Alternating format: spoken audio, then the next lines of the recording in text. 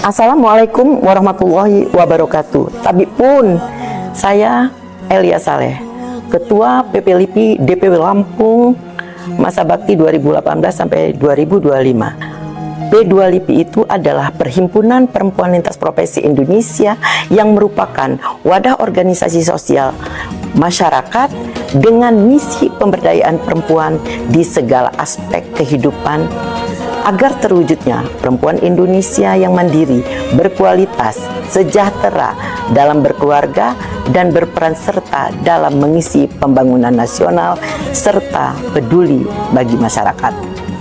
P2LIPI, Perhimpunan Perempuan Lintas Profesi Indonesia yang ada di Provinsi Lampung ini, kegiatan-kegiatan yang bersifat sosial, mendatangi panti-panti jompo, membantu anak-anak yatim piatu dengan memberikan bantuan seperti beras, makanan, alat-alat sekolah untuk anak-anak yatim piatu tersebut.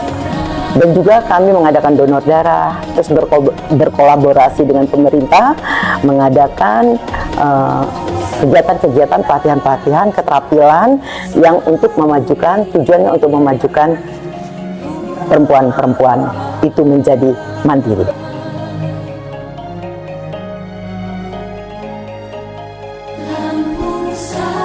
P2LIPI ikut serta dalam memperingati Hari Ibu pada bulan Desember tahun 2025 di Mahan Agung bersama organisasi-organisasi perempuan.